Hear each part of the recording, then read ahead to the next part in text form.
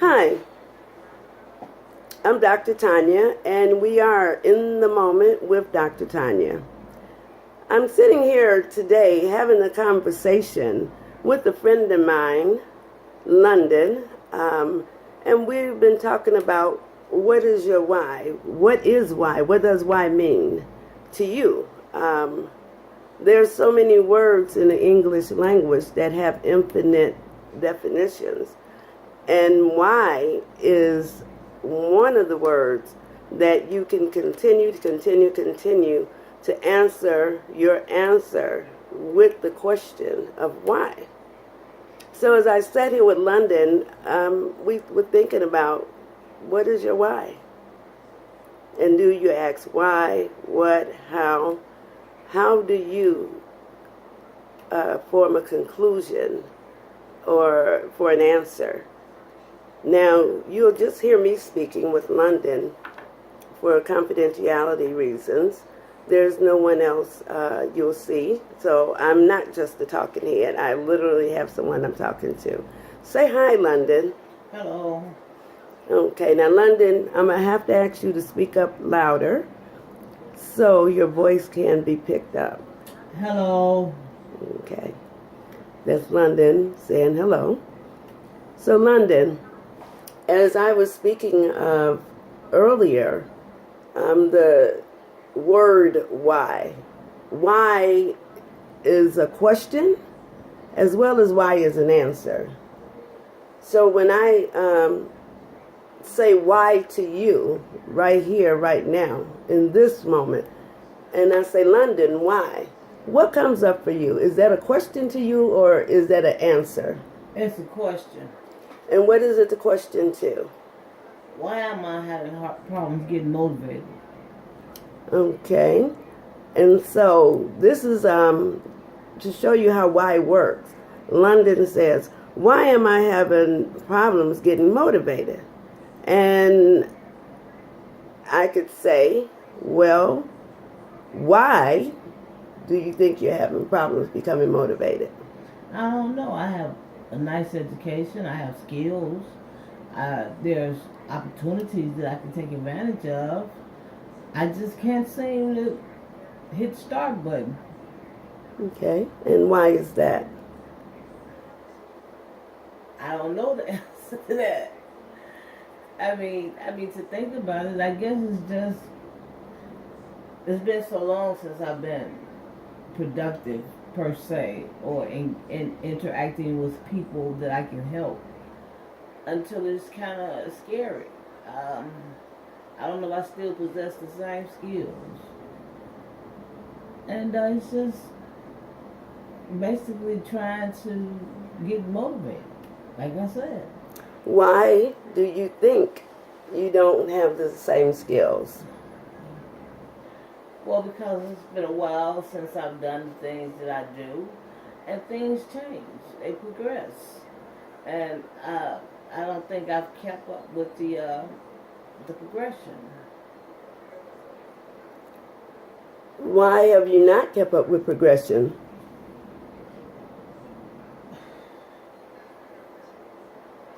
I don't know. It's like the computer. Everything is done on a computer or an iPhone or something automated, and I don't possess the skills to even look up in my iPhone. So that's progress. Excuse me. That's progress that's been made that I haven't been able to keep up with. So I have to start at like the beginning. It's like teaching a child to talk when they're a baby. Okay, London, I'm going to answer your question with two questions. Why have you not kept up with it? And why do you feel like you have to start from point one, like as if you were a baby? From what I hear and understand, you're saying, okay, I have an iPhone. So somehow you've kept up with technology on a certain level because you know enough to get an iPhone. But then you say, I have not kept up with technology, and that's saying that you don't know how to use your iPhone. So then again, my question and my answer to you is why have you not kept up with technology, or why have you not used what's available to you, and why do you feel you have to start at zero, for the simple fact that you're not at zero because you did get an iPhone. So that takes you past above pre-K. It takes you above K, if we look at it on a grade level. So I would say right now, London, you would be at a third grade level where you are. And again, the question and the answer is why. Okay. And can you just speak up a little more so we can hear you? Okay. The answer to the question is, I haven't taken the time to sit down and play with my phone and try to figure out all the different options that you can do with the phone.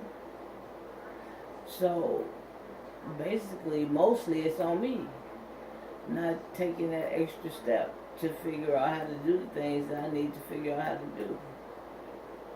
Because you said earlier that you had a great education, and me, because I do know you personally, know you have a good education. Me knowing you and knowing your ability to perceive certain things, you have the capacity actually to do any and everything you want.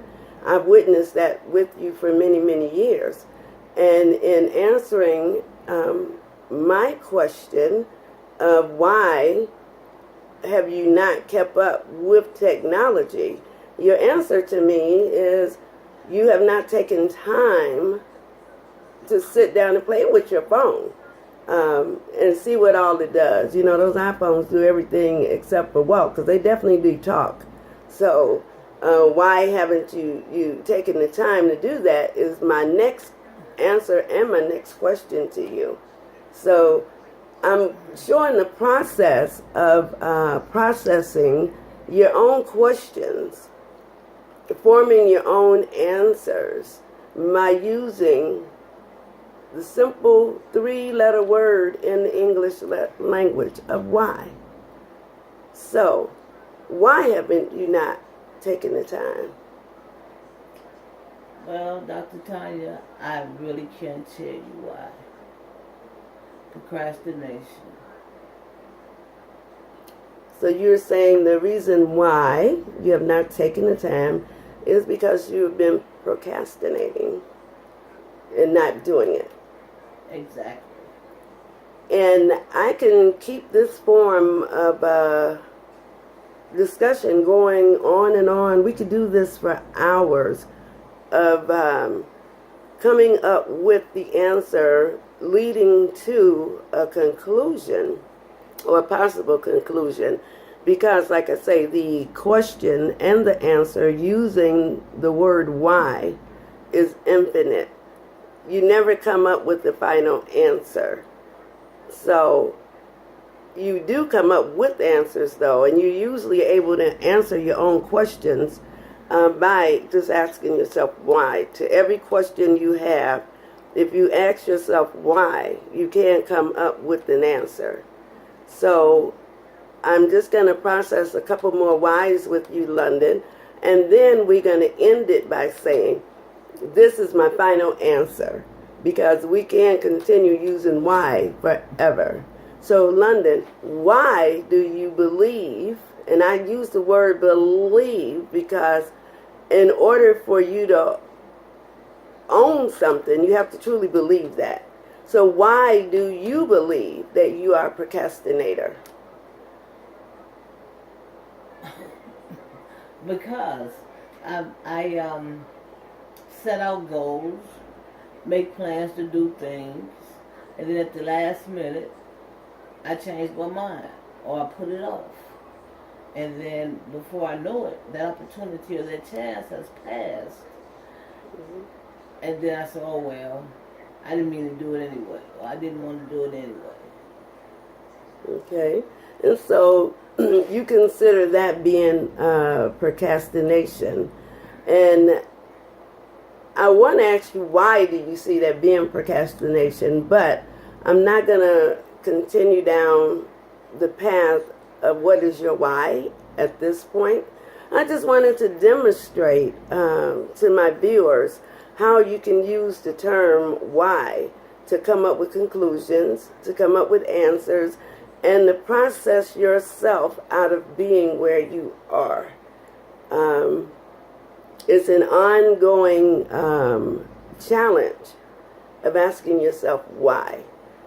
And I'm going to give you a final answer, or at least a final statement to your belief in you being a procrastinator from the way you describe setting goals, waiting to the last minute to do it, then you don't do it and you miss opportunities. For me, that doesn't really appear to be procrastination. We use terms that we are familiar with. And one term that we are familiar with that I do have discussion, so stay tuned, anyone that's listening. In the future, I will be addressing this term that I'm getting ready to give to London. It sounds more like, to me, you are living in fear. It's not true procrastination. It sounds like you are afraid to go to the next level. And if I wanted to go in that direction with you, then my answer is you are afraid, London, to go to the next level. I don't believe you are procrastinating. It feels more like fear. And then I would say, what? I change your why to a what? What are you afraid of? And why are you afraid of that? And then how can you change that? So these are the questions that we answer when we are processing something that we're looking for an answer to. So today I demonstrated how you can use the word why as a question and an answer. And you can continue to ask why until you get to a what or a how or a when. And that's how you know that you're coming close or have come to a conclusion. And with this, I'm going to end my session. London, thank you for sharing and speaking with me on the whys. What is your why? And sharing in the moment with Dr. Tanya. Okay, you have a good day. You too.